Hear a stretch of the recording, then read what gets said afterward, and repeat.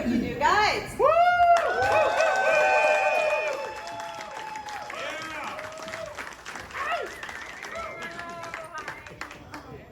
Welcome, ladies. I would introduce you, but everyone knows who you are. You're the whole reason they're here, right? Welcome to Days of the Dead. It's so great to have you both here. I hope it's been wonderful for you so far. Yeah, it's been great to be here and meet all you guys. Amazing. It's a good group. So I would love to kick this off by asking you guys, because I haven't spoken to you all yet, about your acting journey. How did you get involved in your craft? You go.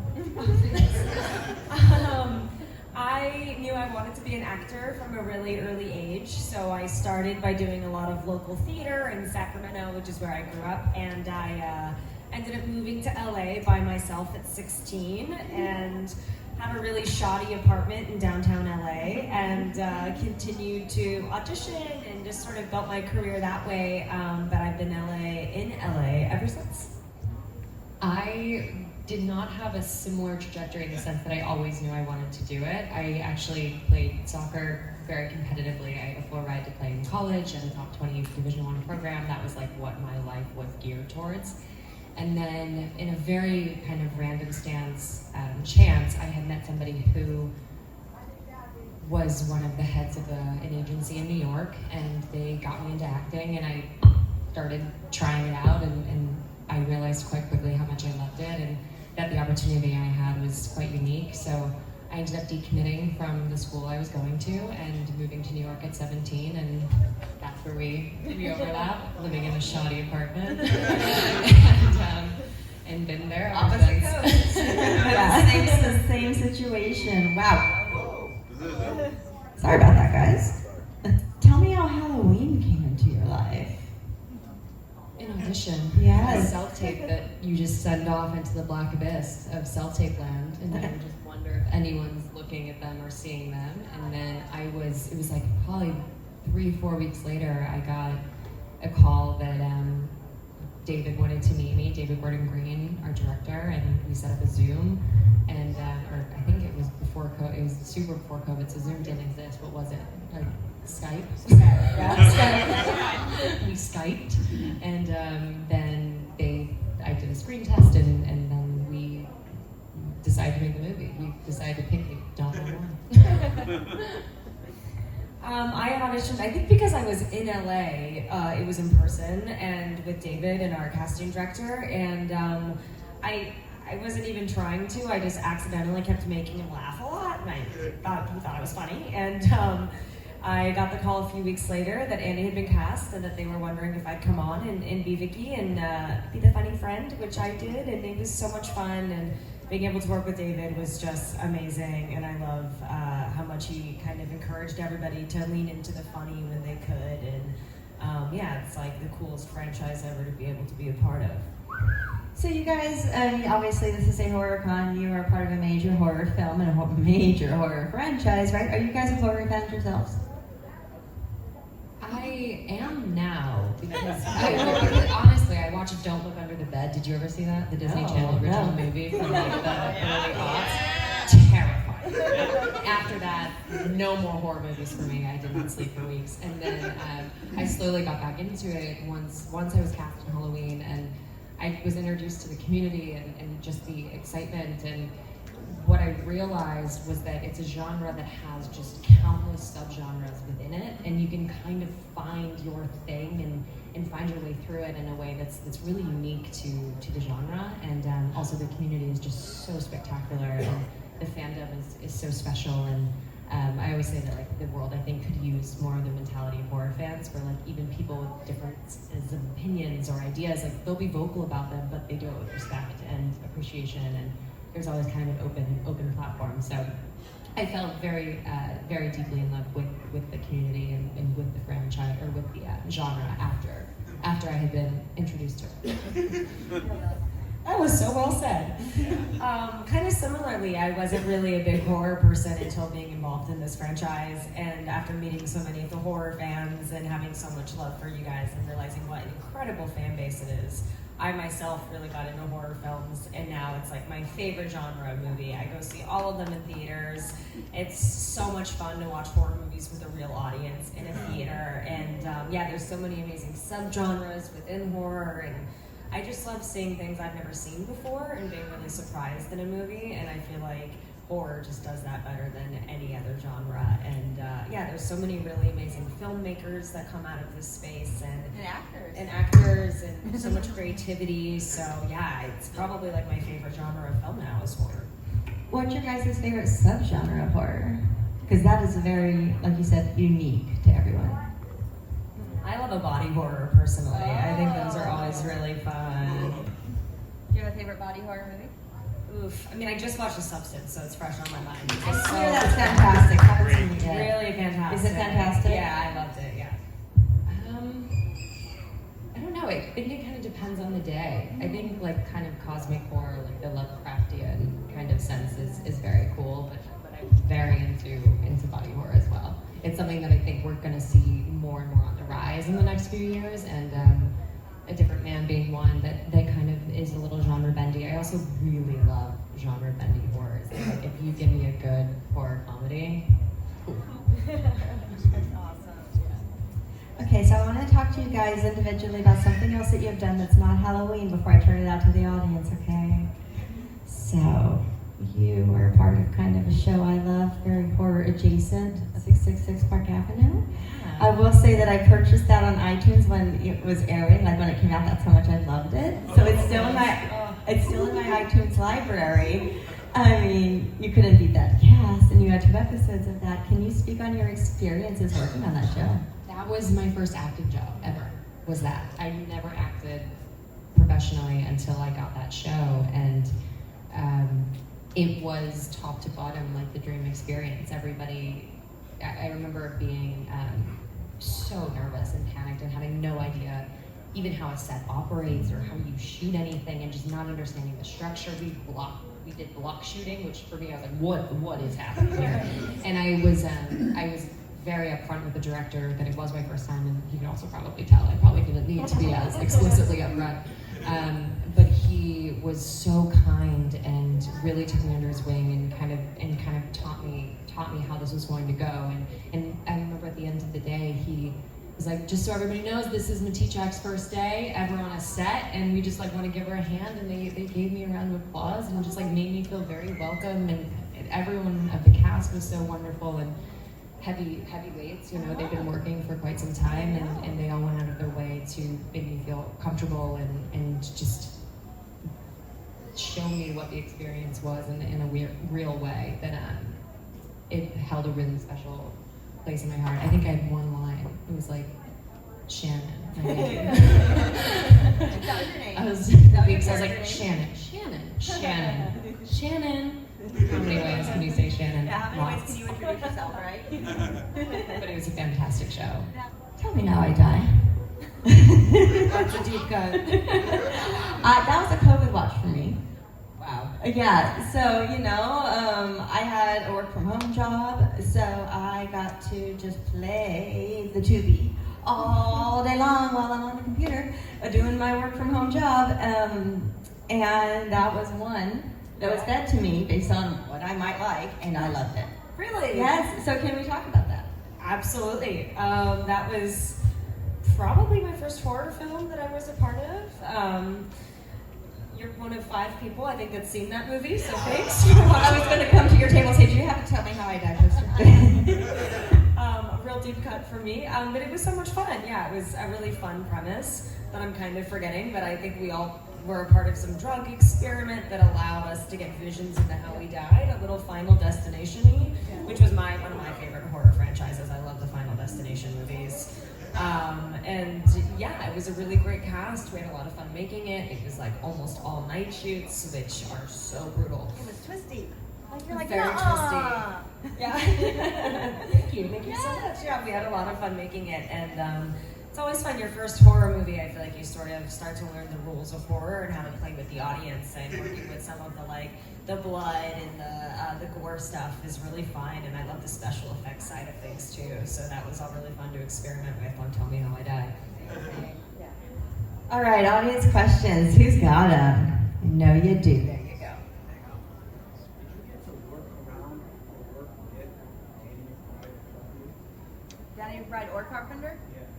the question was, did you get to work around or work with Danny McBride or Carpenter?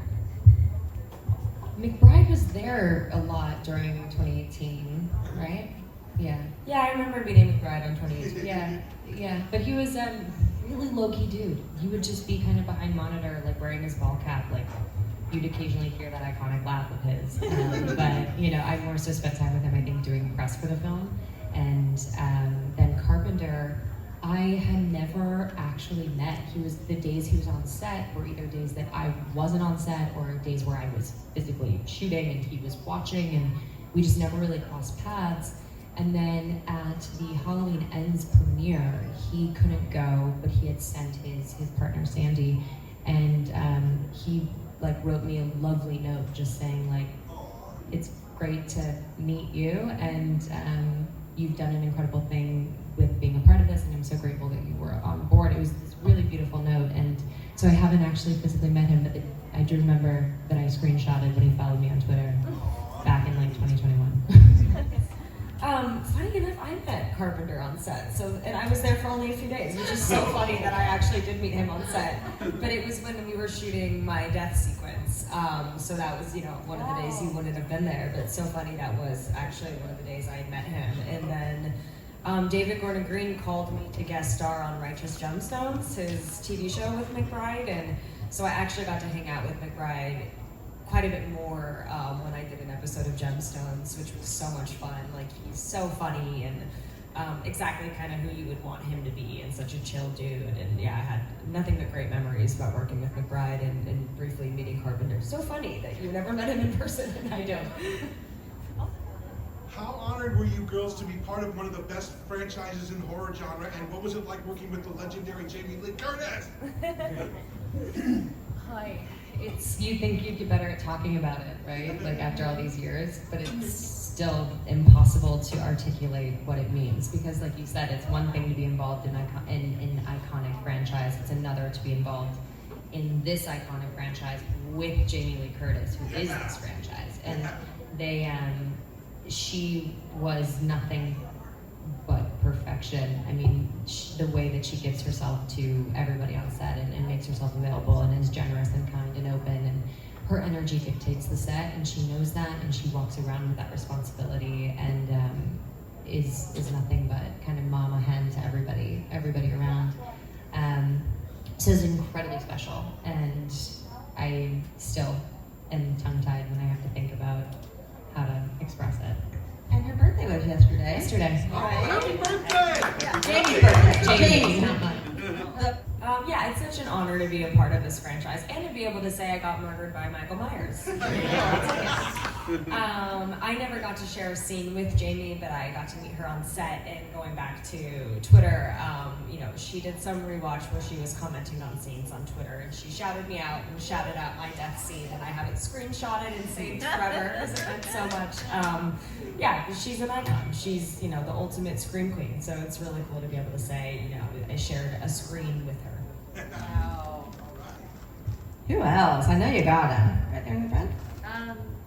So being, I mean, the iconic franchise that it is, and Michael Myers is, you know, just one of those that'll naturally kind of put fear in you. What was it like? Was there personal fear just being on set with him from, you know, old movies, or just like when you were a kid and it was Myers, or did any of that ever come into play as far as really feeling intimidated and fear of him? I remember I had some of that, and to this day, when I open a closet door, sometimes I'm a little and just because that's like such a fear of mine, is like opening a door and having someone being right there anyway. And then, you know, James, who plays him, is so big and the nicest guy, but like so physically big, and when he has the mask on and you can't really see his eyes, and it's just very like unnerving. And yeah, having to open the door and then get like stabbed at so many times over and over again created a weird muscle memory for me, where like to this day when I open my closet I'm a little bit spooked. Traumatized. Yeah. Very fair. The thing that I think works so well with Michael and with the mask is just, it is so blank that you can kind of everybody in this room can project something else onto him that scares them the most. So I think that's why he can kind of transcend and be so universal in a way that's kind of maybe not with others. And James, one of the things that I think also made the role transcend a little bit more in our trilogy, if I may say, is his ability. He took it so seriously and really took his time and did a lot of prep and work. And you know, he would put the mask on. Do you remember this? And he would just like stand off in between takes, like in the shadows over there, and you just kind of like forget, and then you'd be like, "Oh, James, take off your mask." So those were probably the scariest moments on set, were when you were finally cut and not paying attention, and then James G. Courtney is just hulking in the back. It was great. And right behind. Yeah, well, firstly, I wanted to say, Virginia, your scene is like new school iconic. Huge. Honestly, it is awesome, very memorable. But I'm from Wilmington, and Kills filmed there. I got to do background for it, which was awesome. But I know you guys filmed in South Carolina too. How did you feel in these smaller towns filming? Did you have a good time? Did you enjoy the town? Were the people nice? I loved it. I mean, you got Charleston. We were so mad that David had to kill you all. We were like, why did you do this? Why did you cast such wonderful people that we just want to spend all of our time with? And thank God that Drew, the kid that played Oscar, is actually from Wilmington. So we got to see him quite a bit when we were there, and luckily we had Dylan for that. But the towns were fantastic. I mean, Charleston was so fun, and I'd never been. Had you? It was my first time in Charleston, but that's where we did Gemstones as well, so I ended up spending some time there. And yeah, great food, great hospitality, beautiful city. I totally fell in love with Charleston. Yeah, and Wilmington to me was controversial. It may have been my favorite. It's just such a lovely town, and the people were so kind and so open and so game, and it was a good energy. Savannah was awesome. It's kind of like Charleston meets New Orleans in one, and spooky and cool, and I loved it. Thanks. I want to attend LA Film School. I know you guys auditioned at a young age. What do you recommend for me to do? To prepare? Yeah. Question was, what do you guys recommend for a young actor to do to prepare to audition for LA Film School? I met him earlier, so I believe it's directing, correct? Yeah. Well, all of them. For filmmaking. I'm honestly not versed in the path for a filmmaker, or for directing, but I would say just like you did. I mean, you made your first movie. It sounds like it went awesome, and you have that now, and just keep making your own work and kind of staying true to what your vision is and settling into it and not really trying to be something other than you. One of the things Jamie had said to me that is still the best piece of advice I've ever received is just be where your feet are. Like, don't try to be anything else. Don't reach and try to adjust yourself to accommodate other people. Just kind of be settled. And especially as a filmmaker, when you're the one with the vision, just settle into that and trust that and do what you want. And it'll be palpable when you make those submissions and keep working. I think that's really great advice, what Andi just said, and I would echo the same sentiment of like, you've made your first film, you're making your second soon, right?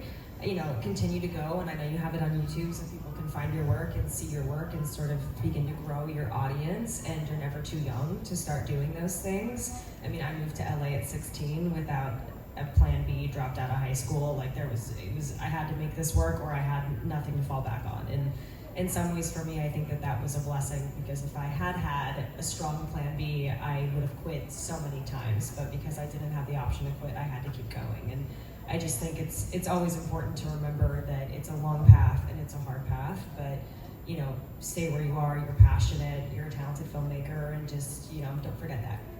Thank you guys. I appreciate it. He was shocked when you ladies said that 16 and 17 that you started. He's like, I'm 15. Yeah. So that's Next year, there you go. Yeah. Sorry, Dad, he's moving to a coast. Yeah. Yes. Just wondering if there was like any funny moments on set that we could talk about? Man, funny moments on set. And offset. I think one of the best We'll take days. them both. Yeah, one of the best days I went to on set is when you and Julian were doing the scene where you were watching TV, and the two of you were just like going at each other, and that was, we were all dying behind monitor. I would say that was probably a standout. Yeah, Julian was so funny, and as I'm sure most of you know, that was mostly improv, and David just kind of gave him the direction to like insult me, and he just like roasted my entire life, where I left being like, oh my god, I'm broken, this kid saw right through me, all my insecurities, but he was hilarious. It was just such a funny string of improv, and yeah, he was like amazing. The clipping my nasty ass toenails line, he just came up with that, and it was iconic and hilarious.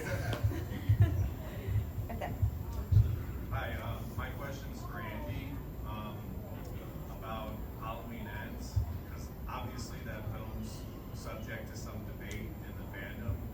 But my question for you is that when you received the script for that movie, what's it like as an actor to get a script that goes in a completely different direction than what you would have expected for the third installment of a film that you're doing?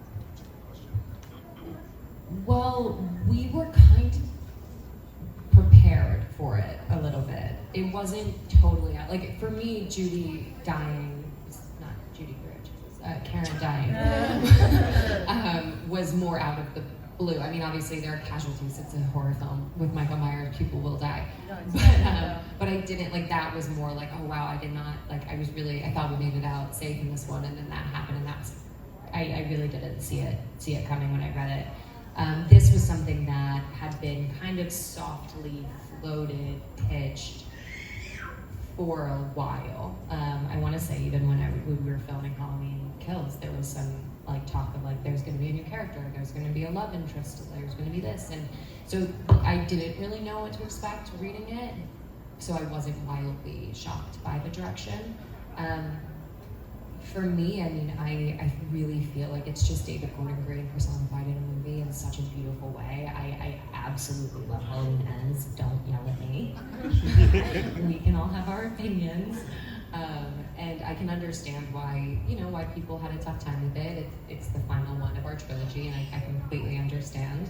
But I will say it's a stamp that we haven't seen before. It's a standalone movie out of all of them, including all of the ones that have come before us, that is unique and different. And I do think it's going to age really well. And Rowan Campbell had such a hard role to come in to this iconic franchise, to the third installment, and have to do what he did. And he, took it on the chin and did nothing but incredible things with the role, and afterwards being such a champion for the film and being so engaging with the fans. And it's a film that I personally love, and filming it was so special because it was like senior year as well. So it was, a lot of fun, and I think it's gonna be a movie that ages really well. And I think that people need some time and space. I can understand, but in like 5-10 years, people are gonna be amped when they get to look back and be like, wow, I get to live my Michael Myers fantasy through this kid Corey. Like I get to enter into this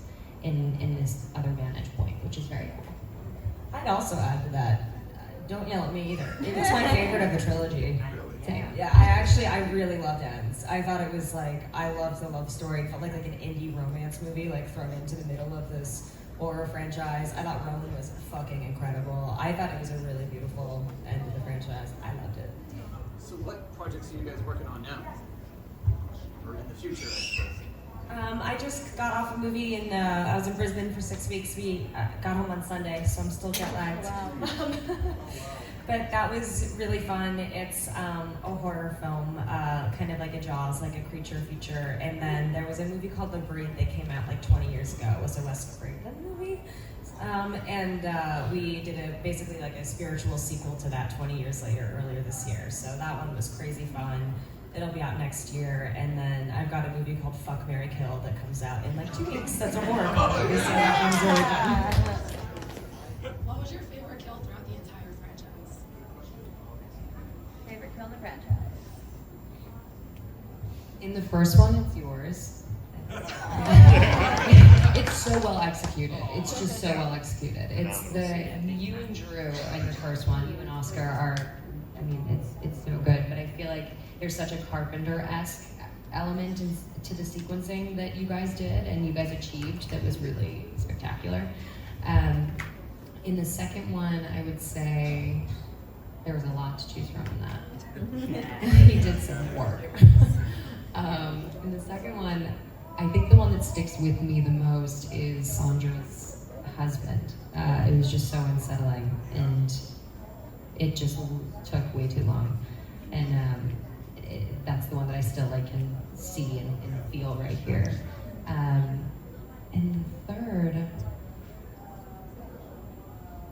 I don't know.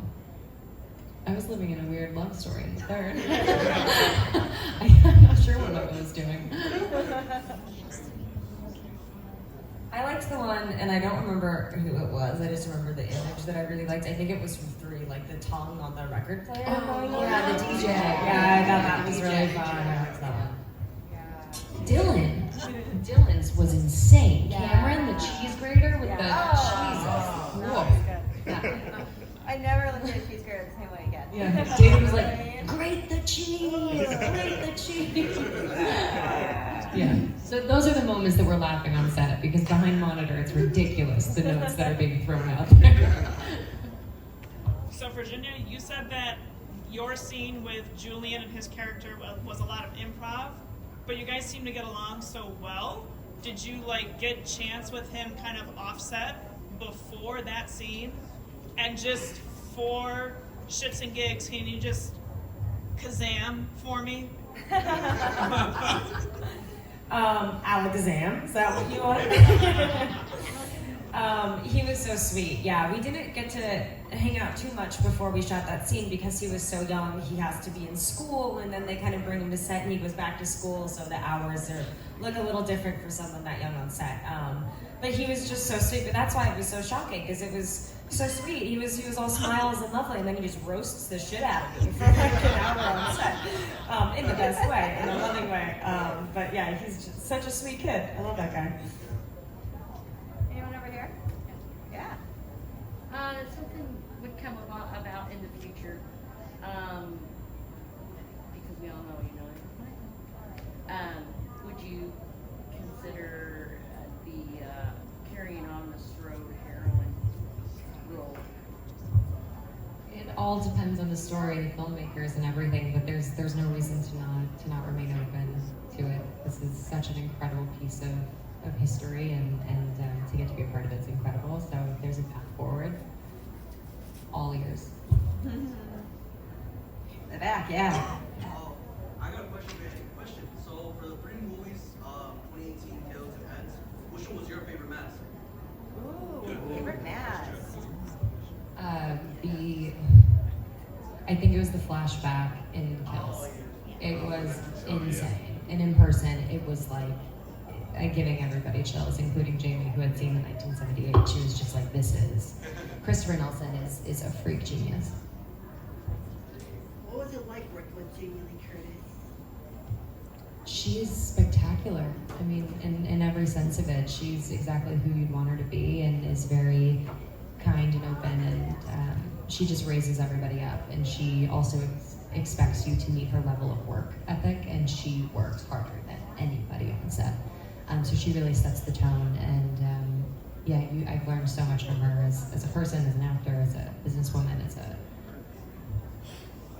human. She's really, really wonderful. You guys have, I'm sure, seen the previous Halloween movies, yes? Right? You have gone back. What's your favorite of the ones before the ones you were in? Excluding the original? No? Any and all. Yeah? OG. Yeah? It's a great film. Everybody says it. Okay, now exclude the original. Now it's the original. Including part 3, if you want. You know what I mean? I'm just saying, all of them. Have you seen them all? I haven't seen all of them. I haven't. But I've seen a good amount. We need a watch party. Yeah, we need a watch party. I think that where I would go after that, 2 is it's Carpenter, so it just, it's still in the vein and with Jamie. I really like Season of the Witch. Again, now you can understand why I like Ends. Right. It's something off the cuff and different and interesting in a way definitely. But yeah. I mean, to be completely honest, I've seen the first and then the last 3. So my knowledge is a little limited when it comes to the stuff in the middle there. But so yeah, the first is just, I think, a beautiful film. And then I really like Ends. That was pretty good. All right, anyone else? Oh, yeah. Okay, scenes you weren't in, what was your favorite out of all of the whole franchise that you wish you were in?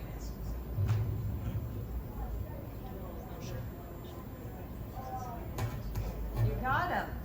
Stumped him. Stumped it. Okay, sorry. Deep thoughts. Summer, what was the question?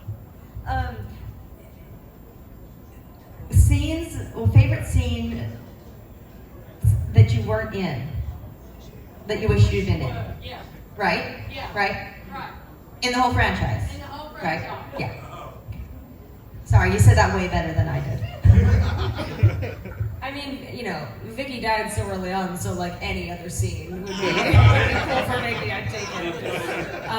But I think, you know, going back to Ends, in what you were saying, Andy, about being able to really imagine yourself as Michael Myers through the character of Kukori, is that the character name? I mean, I think that was just like a great role to be in as an actor, and I think what he got to play with in Ends was so much fun for an actor. What Rowan was able to do, that would be a blast. A fun fact, Ginny, you were with me in Halloween Ends. Allison did a real weird thing, and she stole your pants after you died. My dead body. Of your dead body, the pants you died in.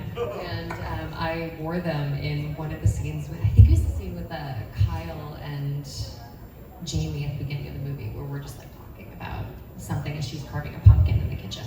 I was wearing your jeans. So cute. You weirdo. Little weird.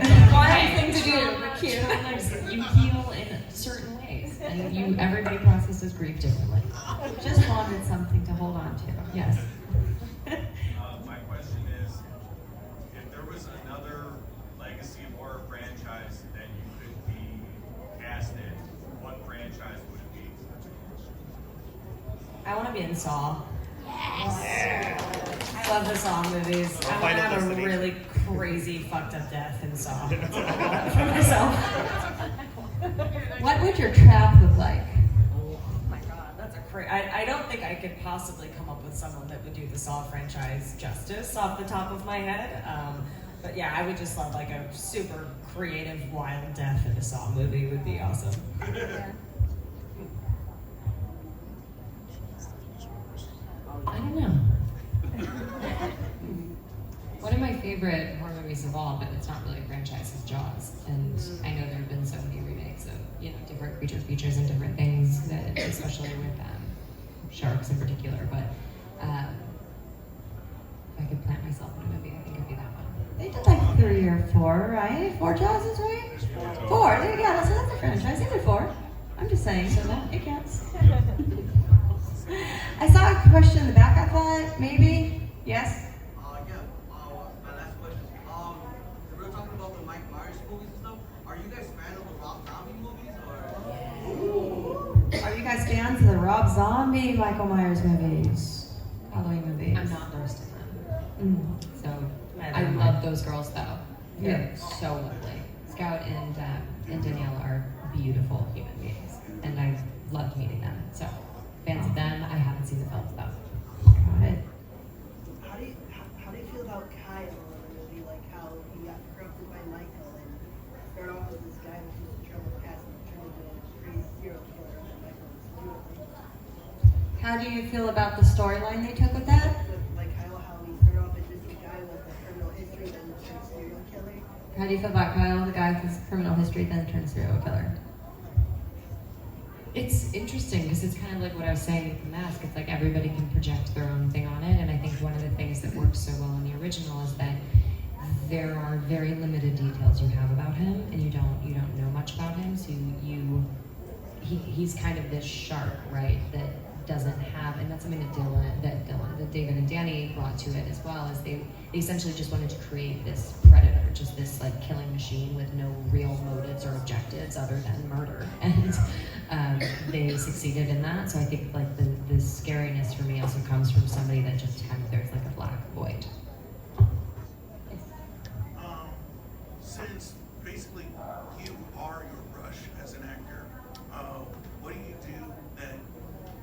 wouldn't be regular fitness, but would actually be towards acting to keep yourself as that rush hour more fluid? What would be your training regimen that isn't just keeping in shape, but actors need to do this? Like physically? Yes. Physically, or like including like from an acting standpoint for the craft? Yeah. Instead of just keeping healthy, you have to do this to keep acting. We were just talking about this. For me, it was fill out my life in a way that was real, because acting is really challenging and the path is really windy, and you'll have moments of a lot of work and then moments of quiet. And in order to be happy in those moments of quiet, kind of finding a life for myself outside of it was something that was really important, and gave me longevity. But there's also the fact that, like, to keep tight as an actor, like working and working in classrooms and you know, having your groups and doing self-tapes and just working on material, reading scripts, all of that. What about you, Jen? Yeah, I would totally agree with that, that I think filling out the rest of your life is really important. I don't think you can be an actor if you're not having your own life experiences, and sometimes you wait around for the phone to ring far too long and don't live your own life enough, so I think that's really important. And yeah, keeping in class or find a coach and like keep training and keep watching movies.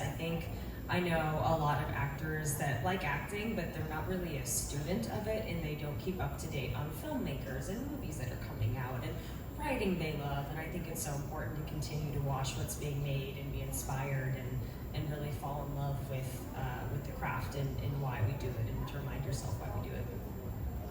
Last question. When Michael came to Corey's house, and you stabbed him before they, put the trap in, there almost seemed to be a little bit of an empowerment when you had that knife and took it with you. So I was wondering if by chance you got to actually keep it, or any kind of memorabilia from the movie. Yeah, because we were doing 3, they were really tight about keeping things from the first 2 because we might need it. But for the 3rd one, Chris Nelson actually gave me the cat mask that he made for me. And he signed it and sent it to me, and that was very cool. Is there something you ladies wouldn't do in a movie? So for example, Terrifier 3 just came out. They alluded to children dying at the beginning, and they showed body parts and everything, and there's some people that, were slamming them for that. This is terrible. Is there, in terms of a horror movie, is there something that you wouldn't be in because of a certain action or certain premise, for the film? Or would you just roll with whatever the director You wants? definitely don't roll with whatever. I mean, I'll speak for myself. Yeah. I don't roll with whatever. But there's a lot more that goes into decision makings than just like a thing on a page. I mean, look at Halloween Ends. David killed a kid pretty brutally in the first 5 minutes. Right. Yeah, that is. Yeah. In a pretty visual way. And Kid had it coming. Yeah. Sorry. Who's a dancer? But no, it's hard to. It's kind of a hard question to answer because there's a lot that goes into making decisions as a creative. For me, I think so much of it would depend on the people involved, why they feel that scene is necessary, how does it, move the story forward. So there's so many questions beyond just like would you or wouldn't you. But I just did a movie called The Breed where we are killing rabid dogs, but they're rabid, they're evil dogs. I don't think I could ever kill like a sweet innocent puppy in something. I think that would break my heart. Hi, someone over here. Yeah. My question goes over to Virginia. One of my favorite movies you ever did was called Fall. What were your strengths like? Thank you. That's one of my favorite things I've done as well. It was really crazy. So on the movie, we're on a 2,000-foot tower, and we actually shot it on a 100-foot tower. So they built us a 100-foot tower on a cliffside.